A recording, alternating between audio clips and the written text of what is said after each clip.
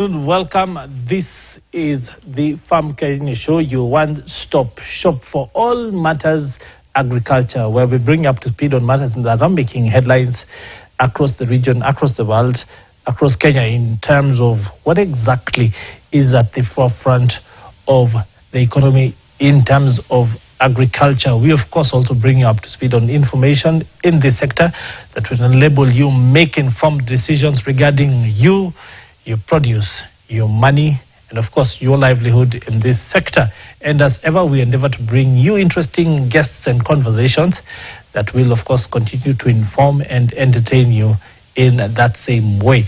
Now today here in the studio we have one such guest, a very interesting gentleman by the name Kizito Odhiambo. He is the founder and CEO of Agribora, an organization that specializes around the warehousing, storage aspect. Very, very interesting conversation. Of course, for many farmers, when they harvest, what do they do with their produce? A lot of them forced to go to market at very poor prices because of lack of storage. The brokers, of course, sometimes waiting at farm gates to take advantage of them and pay them bottom level prices for their produce, which they have worked so hard for. How do you get out of that rut? How do you get out of that hole? We have the answer for you here today. Let's jump right into the conversation today. And of course, Kizito is here with us. And a good place to start off would be for you to talk to us about Agribora, talk to us about yourself as a person, why you went into this space, what your organization does, and a bit of the history. Yes, thank you very much for having me. So, my background is in electrical engineering and information technology. So I am not a farmer by profession, and I have not practiced farming also as a hobby. But the passion for farming came around 10 years ago when I was pursuing my education in Germany and was working with my family back where the farmers are all on strike now. Well, yes. So that was one of the points where I was supporting the family to basically just make a living. And they went into sugarcane development, soybean production. And that was my first company that I was running in 2013 to 2017, supporting smallholder farmers in the soybean production, the value addition. And I then got to experience firsthand through my interactions with over 1,000 farmers, the challenges and frustrations of growing and producing crop for market in Kenya. And so basically with an engineering background, my question was, is there any way to improve the processes, the systems around it, and can technology play a role? And that is what basically led to how we started Agribora.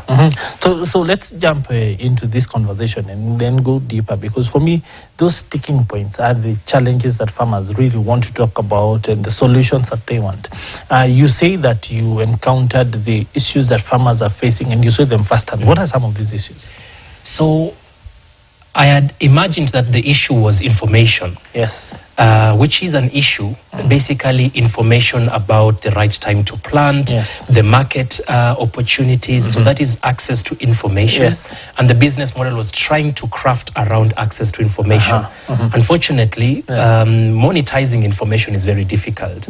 So when we went back to look at what is the main challenges, and we found two main challenges. Access to finance. Where am I able to get affordable credit to invest in my farm? Where am I able to get non-counterfeited products, inputs, fertilizers, right? We can talk about the challenges we have been experiencing this year. And then finally, the access to market. Fair markets that can make sure that I get a return on my investment at a price and an amount that basically makes sense for me as a farmer. And efficiently. So then going deeper into that, then you sort of find that to look at the first challenge that you've talked about, the fact that because of the asymmetry that exists in the market, farmers, so to say, will first not even know what to plant, when to plant it. But when they do start to get really into this activity, there are so many other hurdles. So what you're saying is that you have some sort of solution that then knits this entire equation together and puts farmers on much better footing. Exactly. So basically the birth of Agribora back in 2019 was around providing an ecosystem where farmers can access inputs and markets at the same point. And how we've done this, we have been operating since 2021 in Kenya, and we work with the local businesses at the rural communities, the agro vets, the agro dealers, where farmers go to for information and for the inputs, enable them to become a one-stop shop. So we call these business owners agri-hubs, a hub basically representing that one-stop place where farmers can get everything from information to the products that they require. So we provide these agri-hubs, the inventory that they require to sell to farmers. So if a farmer is in Western Kenya and they want to venture into soybean, into sorghum, into maize, we provide the right inventory to the agri-hubs that do well in that location, so that the farmer comes in and is able to buy the right variety of the crop at that hub. But one of the main challenges with access to inputs is usually the access to finance to actually be able to invest on your farm. And one of the main challenges that we have seen is that farmers don't have digital transaction histories. They are not able to walk to a bank and basically show a transaction history that can be able to be used by a bank to make a lending decision. So how do we solve that? We have enabled this agri-hub to have something we call agri-POS, a point of sale application, a very simple application you can download on your phone, and you're able to use it as a business owner to manage your inventory, manage your customers, and then sell to them. That helps you as a business to build a transaction history for yourself, but also for that farmer. So if you walk in and buy a bag of fertilizer and seed, I take your name and your telephone number, automatically I build a transaction history for you. So you collect the data over time. We help you collect that data for that farmer, knowing that the farmer will come back after a few weeks for top dressing fertilizer. They will come back to buy some animal feeds. So every time a farmer comes back to you to purchase, you build that history for the farmer, which then enables them to be able to have a transaction history that can be taken to a bank or a lender for input credit. So one of the biggest challenges with finance is the issue of risk. That lenders look at farmers and see, this chap either can't pay or won't pay. And the answer to that then becomes either some sort of insurance or long-term work to ameliorate that risk through the creation of the data that you're talking about. Do you think there's actually room and space and the will to do that? Absolutely. So there are two main risks, right? There's a production risk, and then there's a market risk. So when production risk, you've talked about insurance. What happens if there's a drought? What happens if there's flooding? What happens if the rains delay? So all even locusts. And the desert locusts, you know, we've had all these challenges, pests and diseases that come in.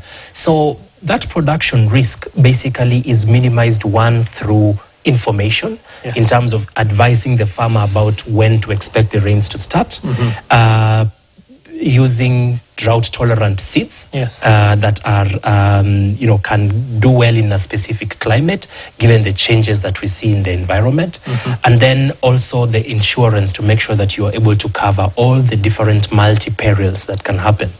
But on the other hand, it's a market risk. And this is where we saw the value of the platform in not only providing the technology to digitize transactions, but also to now provide an off-take opportunity. So as you are buying from your local agri-hub, you also have the information that the same local agri-hub can be the aggregator of your crop. So where do you get that? That the person who sold me seed and fertilizer is the same person who is able to buy my maize at the end of the season.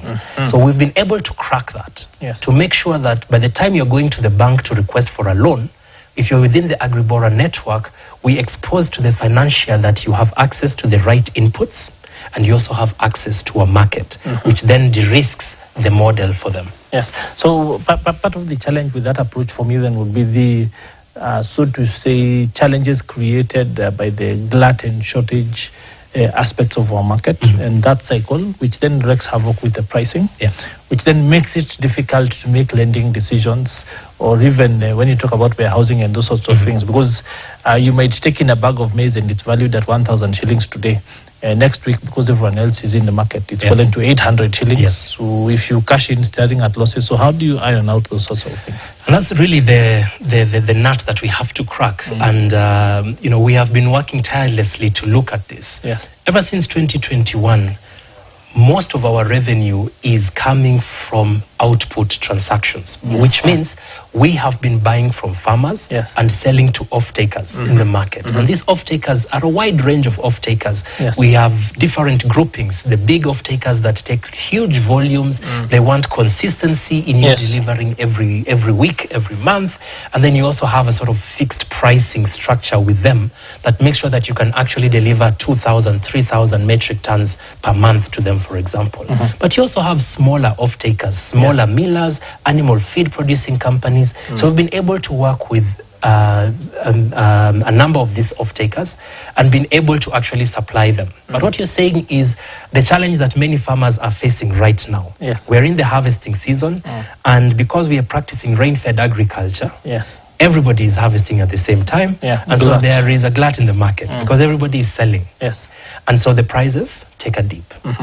We have experienced this. We've experienced this when we were giving farmers access to finance in a product we call AgriCopa, where farmers were expected to pay at the end of the season. And that is how the financial service providers would sort of price and also build the product. Structure, we're going to give you a credit for just 9 months. So the moment you harvest, you pay us back because you have sold. But that is the when the price is wrong time for the farmer to sell, because the prices are poor and the bank is on my neck wanting their money back. So the solution to that is what we're bringing called AgriGala, basically, which is a storage solution for smallholder farmers. To support smallholder farmers anticipate the better prices without storing their products back at home. Why? Because when I store my products at my homestead, I don't have the right conditions for storing. That is where you find infestation happening. That is where you find rodents eating up on the grain. From the bottom they eat. And then at the end of the day, you don't have quality maize to go to the market. So the government of Kenya in 2019 introduced a new law called the Warehouse Receipt System Act, which has been implemented now since 2021. And it provides for a structure where you have a warehouse operator that is licensed by the government to provide safe storage conditions for depositors, which means you're able to come with your 50 bags of maize and deliver that to a licensed warehouse, which has the right conditions, parameters to make sure that they can store your crop to make sure that it retains the quality as you anticipate the prices to improve. So you are able to wait, and then after 2 months or 3 months, you're able to sell. So then in that equation, where is the place of contract farming then? So that for farmers, it creates a bit of predictability. For you as an aggregator, it creates some sort of predictability that you can then on-sell to the people who require specific amounts at specific times and those sorts of things. Is that something you're exploring? Absolutely. And I think that is one of the key opportunities that we see now getting exposed in this new setting of AgriGala. Because AgriGala is all about safe storage and better prices. Which means, as a farmer, when I store, we have built a USSD system where once you bring your 50 bags of maize to be deposited and you walk back home, you can dial the USSD and confirm the 50 bags are still there. The next point is price discovery. So the price discovery means, what is the price today? In the market, farmers are selling their maize between 3,000 to 3,300 as of today.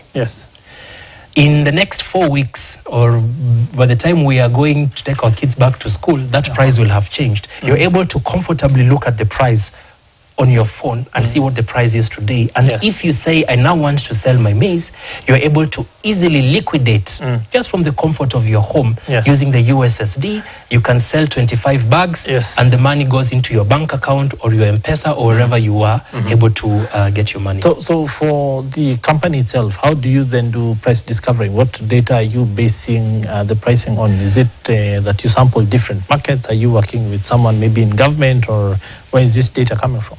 So there are two ways to go about it. One is we as AgriBoro have our own price discovery, which comes from the relationship that we have with our off-takers, the markets that we serve. We serve well over 50 different off-takers locally in Kenya, which means at any one point we are delivering to this customer or the other customer. Any customer you have in your mind, we have probably served them over the last 4 weeks. So that is one way of price discovery, through business relationships that we have, through contracts that we already have, and we are then able to tell the farmer, as AgriBoro, we are able to buy your maize at this price. That is the business we are in. But beyond that, the depositor is also able to engage in commodity trading platforms, which are existent. The government has already supported the development of COMEX, which is one of that commodity marketing platforms, where you are then able to basically get all the prices that are coming from different traders, and then you're able to make your decision. So that already unlocks opportunities for farmers to make better decisions in terms of who am I selling to.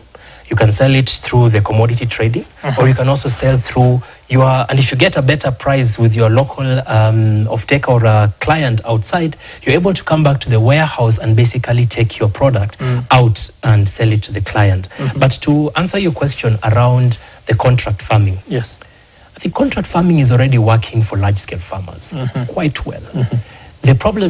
The challenge is how to enable contract farming for smallholder farmers. And I think this is now where we are looking at the innovation in this space.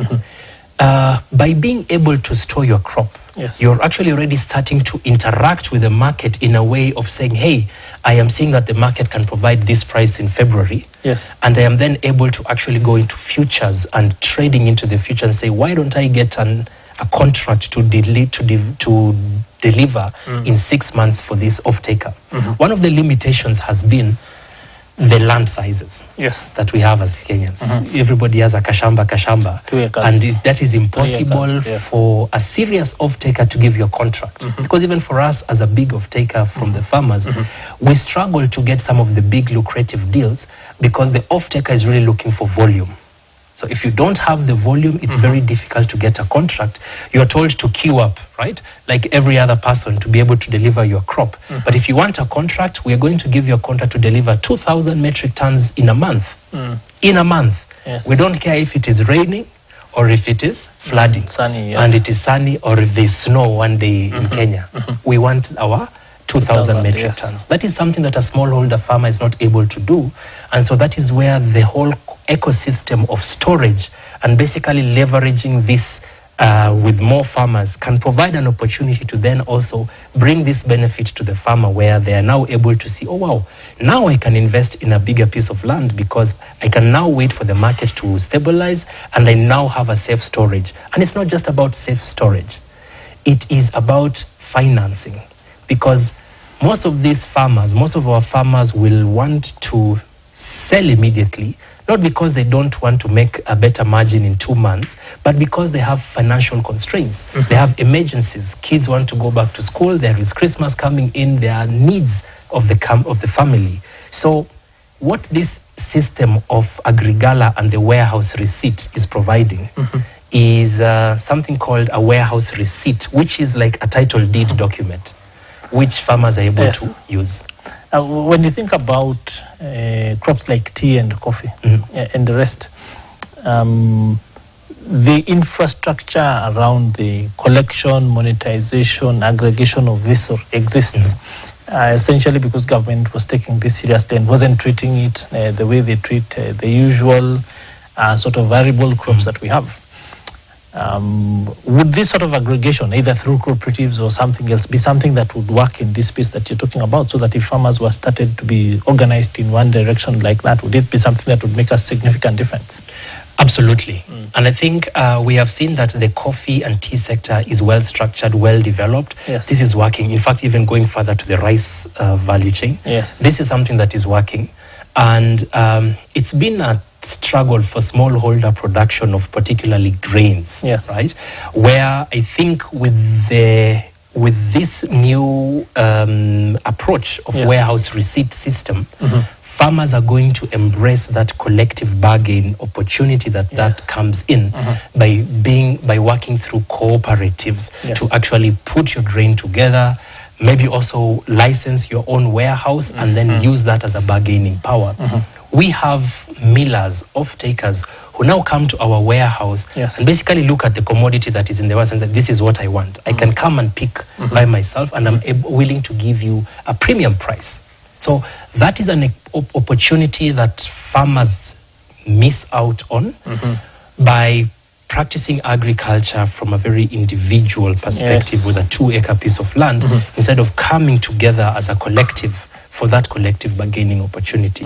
So this seems to be a pervasive challenge across the agriculture value chain. In fact, to the point that in previous iterations of the warehouse receipt system, different organizations have tried it, different companies, even at Africa level, and you find that they would literally stumble along the way because of consistency, getting the farmers to take this seriously, trust issues, things like that. What can be done differently to enable this stick this time around? Yeah. So I think there is a lot of trust that has been eroded, yes, in the ecosystem as we speak. And this is a challenge to get that trust, or to win that trust back from farmers, because they have been exploited. One of the main challenges that I think we need to address already is the fact that the warehouse receipting, yes, is not a standalone product. It would not work as a standalone product, yes, where I start a business as a warehouse operator, yes, and the work is for you to bring your product, your store, and then you come back and pick it after 2 months and then go sell. Yes. There's no business case that can work only at that point. And we need, big problems need big solutions. Yes. And this is a big problem, which means you need to look at a 360-degree solution, yes, to this problem, which means you need to walk the journey with the farmer to make sure that while they are depositing their commodity, yes, they are also getting access to a market. It is not a must for a farmer to deposit their maize for 3 months or 6 months and wait for the price. In fact, you can wait for 2 weeks, yes, or even 4 weeks and sell your maize. Improve, yes. So you need a service provider who is able to walk with you the journey to say, hey, I am bringing this product in, cognizant of the fact that it is going to add cost to me, because there is an intake fee, yes, and there is a monthly storage fee that you incur as a farmer. It's a service that is provided by the operator. Yes. So while I'm incurring these additional costs, I would like you to help me get the best markets out there. So it needs to have that market dynamic coming in to see who is the off-taker, not just the miller or the animal feed, but also exploring other markets, both locally and externally, to support that price to become a bit more stable for smallholder farmers to benefit from. Okay. We need to go to a short commercial break, but when we come back, I think we need to discuss, first, of course, handling, because when you look at other markets, in our market, the fact that we tend to handle our produce, so to say, in gunias, burlap sacks and that sort of thing. Other places you see handling in different ways, which enables it to go through different value chains, including merging. We have challenges about quality consistency across different farmers, so that farmers could be next to each other, but their qualities are vastly different based on input and what they planted and that sort of thing. So I think really quite a bit to unpack. But we want to go on that short commercial break now. But before that, let's look at the commodity prices across different markets here in Kenya.